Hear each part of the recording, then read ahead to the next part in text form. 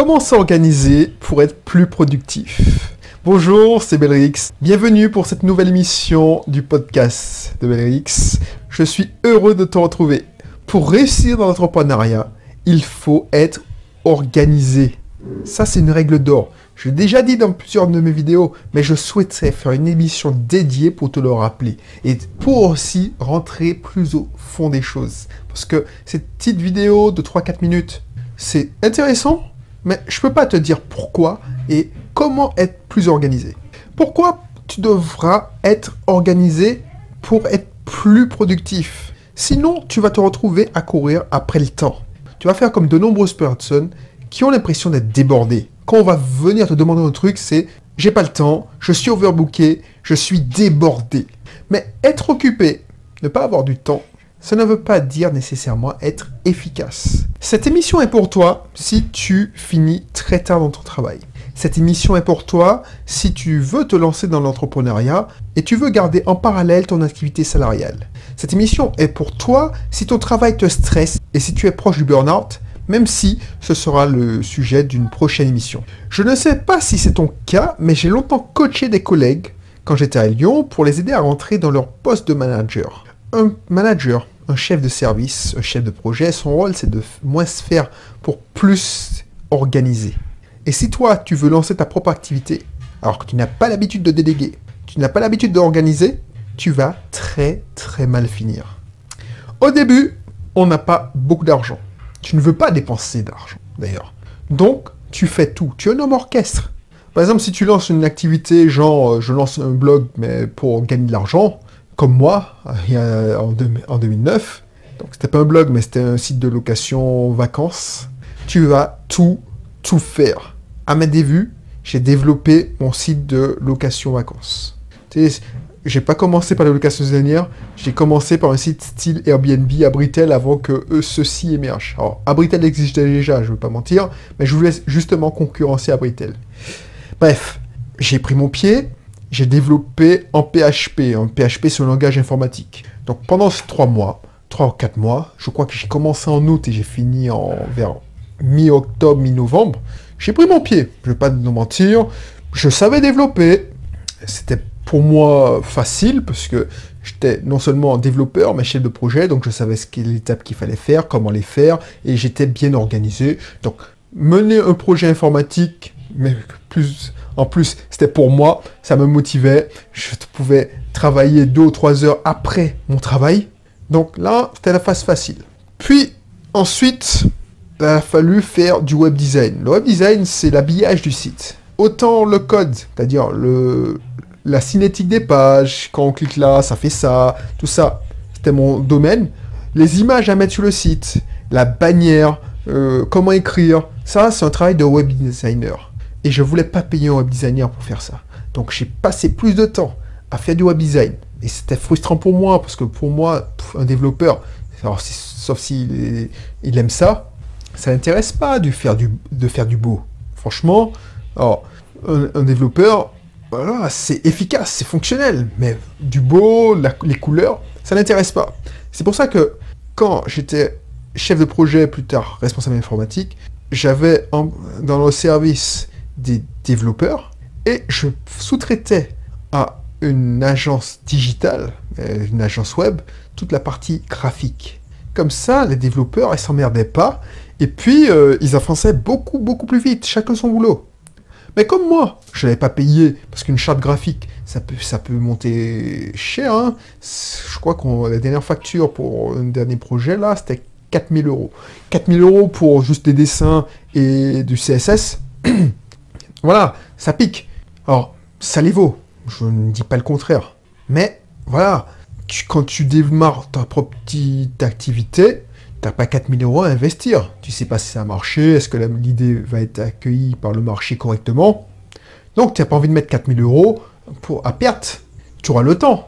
Mais je te conseille pas, si tu te lances, ou si tu te lances dans un projet informatique, quel qu'il soit, même si tu as une entreprise, tu as une auto-école, tu as un cabinet paramédical, enfin, je te donne ces exemples parce que c'est ce qui vient en tête, mais tu as quoi que ce soit comme entreprise, tu as une boulangerie, mieux vaut, et ça c'est les informaticiens qui te le parlent, mieux vaut commencer petit, et si ça fonctionne, alors quand on dit petit, c'est en fonction de ton budget, tes moyens. Et si le budget, si ça fonctionne, tu corriges, tu affines et tu rends plus beau. Bref. Donc, je me suis mis à tout développer, enfin, tout faire moi-même. Je passais des heures avec un logiciel de retouche d'images pour faire ça. Mais en plus, les images étaient moches, ça se voyait que c'était fait par un amateur. Et tu prendras plus de temps. J'ai commencé à faire la promotion, j'ai fait la prospection. Bon, j'aimais ça. C'était formateur. Et c'est bien. Au début, c'est bien de faire tout soi-même. Mais à mesure que les mois passent, tu accumules les tâches. Plus les mois passent, plus tu découvres des tâches. Tu ne savais pas qu'il fallait se faire ça. C'est un entrepreneur, et surtout un entrepreneur qui se lance, il est inconscient. Il va souvent au combat sans bâton. C'est-à-dire qu'il sait qu'il faut faire ça, mais à mesure qu'il avance, il voit qu'il découvre d'autres sujets, d'autres tâches à faire. Donc, plus tu avances, plus tu auras des tâches à accumuler. Donc, du coup, les mois passent, tu fais de plus en plus de tâches sans discernement. Puisque tu es overbooké, tu es débordé, tu fais des tâches sans discernement. Tu fais que de l'opérationnel. Tu fais que faire, sans stratégie. Et je te dis, je parle lentement, et tu verras, quand je parle lentement, c'est que c'est important. Tu négliges ton côté dirigeant qui se fait éclipser au profit de ton côté employé. Je sais, c'est schizophrène. Mais quand on commence une activité, quand on est dans une petite entreprise, même si tu as 10 employés, tu es toujours une petite entreprise. Tu as plusieurs casquettes. Et au début surtout, on a la casquette d'exécutant, de dirigeant, de manager. Tu es le manager de toi-même, mais tu es quand même manager. Et plus le temps passe, plus tu feras tourner la boutique. Et tourner la boutique, c'est un travail d'exécutant. Tu ne veux pas embaucher parce que tu n'as pas la taille critique et tu te retrouves à faire que des tâches d'exécutant et tu ne fais pas de stratégie et tu n'as pas un cap réellement défini. Et comment s'en sortir? Car plus tu fais, plus les tâches s'accumulent. Et moins tu as des résultats par rapport à ce que tu as investi comme temps. Comme je te disais dans un épisode précédent, le passage d'état d'esprit d'employé à entrepreneur est primordial. Quand tu es employé, et moi j'étais un employé à l'époque, quand j'ai lancé mon activité, je suis resté 2 ou 3 ans en tant qu'employé en faisant cette activité en parallèle. Donc tu as tes réflexes d'employé. Même si tu as un poste à responsabilité, même si tu as un poste d'encadrement comme j'avais, mais encore moins quand tu as un poste d'exécutant, tu n'as pas cette mentalité d'entrepreneur. Et il faut que tu l'acquières. Comme employé, même quand tu es en poste d'encadrement, tu exécutes ou tu fais exécuter. Tu es manager, donc tu fais exécuter. On ne te demande pas de penser stratégie. On ne te demande pas de définir un cap. Ça, c'est le rôle des directeurs, des dirigeants. Alors que ton travail de chef d'entreprise, ta plus-value, même si tu as une micro-entreprise, ta plus-value, c'est de définir une stratégie, de définir un cap. Trouver la stratégie qui te fera dominer ton marché, te permettra tout simplement de vivre au lieu de survivre. Et comment faire cela? En t'organisant beaucoup mieux. Et c'est pour ça que j'ai créé il y a 2 ou 3 ans ma formation « Mieux s'organiser pour être plus productif ». T'inquiète pas, si ça t'intéresse, je te mettrai le lien dans la description. Tu peux déjà cliquer dans la description pour regarder, pendant que tu écoutes le podcast, lire la description de la formation. Et encore aujourd'hui, j'utilise ce système, mon système d'organisation, celui que j'ai élaboré il y a 2 ou 3 ans. C'est celui qui m'a permis aussi d'atteindre l'indépendance financière, qui m'a permis d'accomplir mon rêve, d'entrer en Martinique, retrouver ma famille. Et mets-le en pratique dès aujourd'hui. Surtout si tu commences cette activité. Il te faut réserver du temps où tu sors ta tête du guidon, où tu définis un cap, tu penses stratégie. Car sinon, tu ne feras que des actions éparses, sans réel impact, car ils ne s'inscrivent pas dans une stratégie globale, dans une direction. Oublie les to-do list. Oublie, ça ne marche pas. Je ne sais de quoi je parle. Moi, quand j'ai commencé Ubisoft Team, je faisais des to-do list, je barrais des tâches. Quand je barrais une tâche, il y en a 3 qui s'accumulaient, qui s'ajoutaient. Je ne m'en sortais pas. Et c'est normal au début. On ne peut rien déléguer. Attention, hein, il n'y a pas de mal à retrousser ses manches et à faire le job. Comme je le dis souvent, et tu as peut-être entendu dire, c'est en crevant qu'on apprend. Mais le piège, c'est de rester à cette étape. C'est de rester à ce fonctionnement, à faire de l'opérationnel, sans penser à la stratégie. Car même si j'étais un chef de projet d'expérience, habitué à organiser et à s'organiser, habitué à déléguer et à faire, je suis tombé dans ce piège qui m'a conduit presque au burn-out. Car tant qu'il y a des résultats, ton mental te fait compenser la fatigue physique, la fatigue morale. Mais au fur et à mesure que les mois passent, faute de stratégie, tes résultats encourageants du début déclinent ou stagnent. Donc du coup, tu déprimes et c'est là que le burn-out arrive. Dans les précédentes émissions, il me semble que je t'avais parlé des émotions. Comment être imperméable aux émotions. Comment vaincre sa peur de l'échec pour mieux réussir. C'est ça. Ah ben, si tu n'as pas vu, je t'invite à regarder. C'est l'émission Comment vaincre sa peur pour mieux réussir.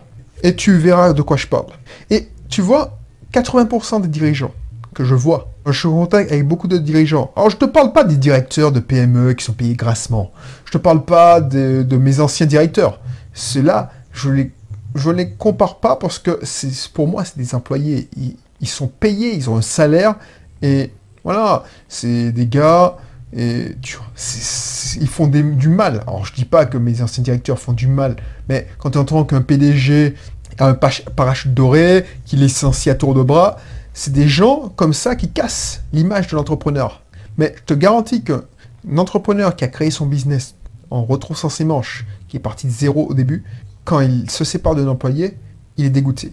La première fois que j'ai dû me séparer de mes assistantes, alors que c'était une assistante virtuelle, moi j'ai pas dormi de la nuit, parce que je me suis dit, et pourquoi je l'ai fait? Parce que je me suis dit, bon, j'en ai marre de compenser son travail, et je ferai une émission dessus, sur le recrutement. Elle me fait perdre plus de temps que gagner du temps, et le but c'est de l'employer pour qu'elle me fasse gagner du temps.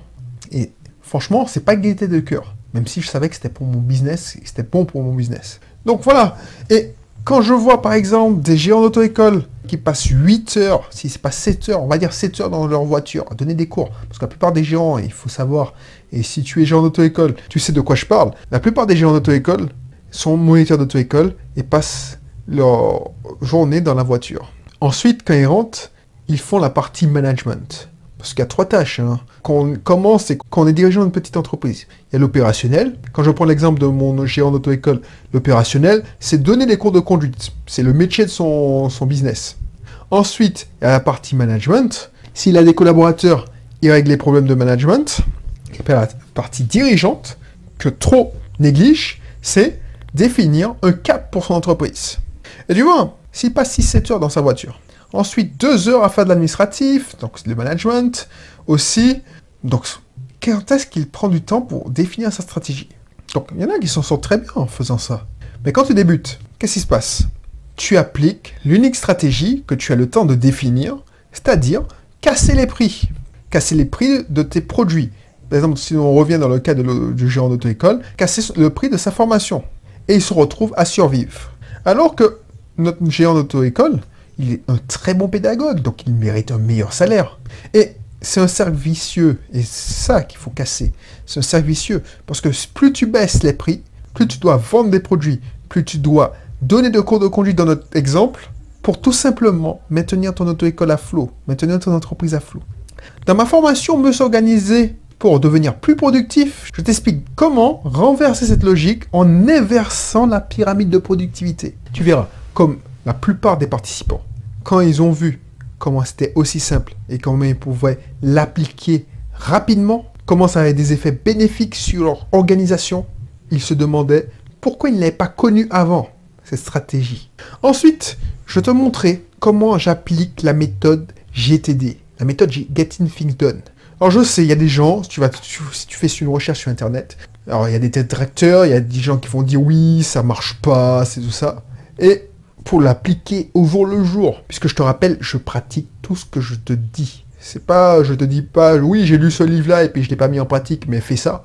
Non, cette méthode, c'est ça qui m'a permis de devenir plus productif, de faire croître mon entreprise et m'a permis de réaliser mon rêve, c'est-à-dire rentrer en Martinique. Je te montre comment j'applique cette méthode.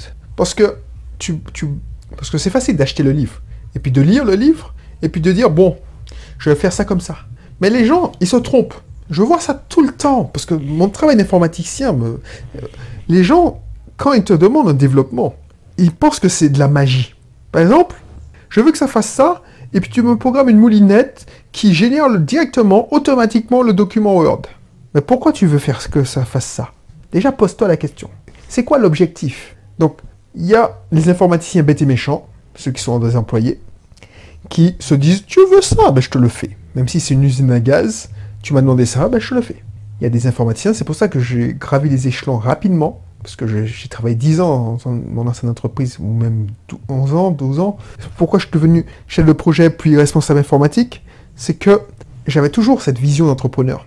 Et quand on me demandait un développement, je voulais savoir pourquoi. Est-ce que c'était bénéfique pour l'entreprise?